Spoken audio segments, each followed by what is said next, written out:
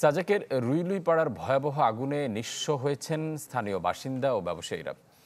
আকস্মিক আগুনে সহায় সম্বল সহ মাথা গোঁজার ঠাঁই হারিয়ে অনেকে রাত কাটিয়েছেন খোলা আকাশের নিচে। ২৪ ঘন্টারও বেশি সময় পর পানির সংকটে আগুন পুরোপুরি নেভানো যায়নি বলে জানায় ফায়ার সার্ভিস। দ্রুতই মানবিক সহায়তার দাবি স্থানীয়দের।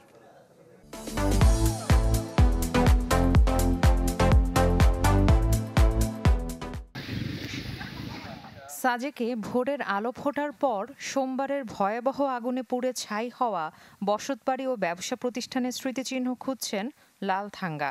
একদিন আগেও যেখানে কটেজ বসতবাড়ি ছিল সেখানে এখন কেবলই ধ্বংসস্তূপ।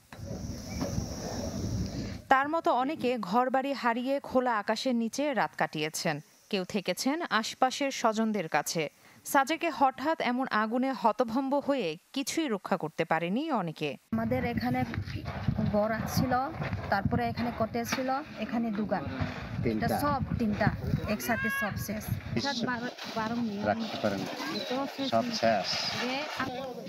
মেঘ পাহাড়ের রাজ্য সাজেকে যারা জীবিকার তাগিদে ব্যবসা করতে এসেছিলেন তাদের অনেকে এখন নিঃস্ব। আবার উঠে দাঁড়াতে সহযোগিতার পাশাপাশি চান এ ঘটনার সুষ্ঠু তদন্ত। দ্রুত ক্ষতিগ্রস্তদের মানবিক সহায়তা দিতে কর্তৃপক্ষের হস্তক্ষেপ চান স্থানীয় জনপ্রতিনিধি। সাজেক পর্যটনে 1 কোটি টাকা ইনভেস্ট শুধু মেঘেরগড় রিসোর্টে। স্বর্ণালী রিসোর্টে আছে 80 লক্ষ টাকা ইনভেস্ট, খাওয়ার হোটেলে 60 লক্ষ টাকা ইনভেস্ট। টোটাল তিনোটা মিলিয়ে আমার 2,40,00,000 টাকা ইনভেস্ট করা। নতুন রিসোর্ট ছিল, 30 তারিখে উদ্বোধন করার কথা ছিল, এই যে নিচে শতরঞ্জি রিসোর্ট, কিন্তু উদ্বোধন আর করতে পারিনি। এর আগে আল্লাহ সব নিয়ে গেছে। প্রশাসনের কাছে দ্রুত যেন এগিয়ে আসুক এবং সহযোগিতা হাত বাড়াও এই সাজেকবাসীদের জন্য। ভয়াবহ আগুন নিয়ন্ত্রণে আসলেও এখনও পুরোপুরি নেভেনি। পানি না থাকায় কাজ করতে বেগ পেতে হচ্ছে ফায়ার সার্ভিসকে। মঙ্গলবার সকালেও থেমে থেমে আগুন দেখা যাচ্ছিল বিভিন্ন দিকে, যা ছড়াচ্ছিল বাতাসে। বিকেল নাগাদ আমরা মূল আগুনটা আমরা নিয়ন্ত্রণ করেছি, কিন্তু আমাদের ড্যাম্পিং ডাউন অর্থাৎ আগুনের টিনগুলো সরিয়ে নিচে যে আগুনগুলো থাকে এগুলো আমরা রাত্রে আমরা সম্পূর্ণরূপে নির্বাপন করেছি। এখন কিছু কিছু আগুন আছে, আমরা এখনো পর্যন্ত আগুনের সমর্পণে দিচ্ছি না।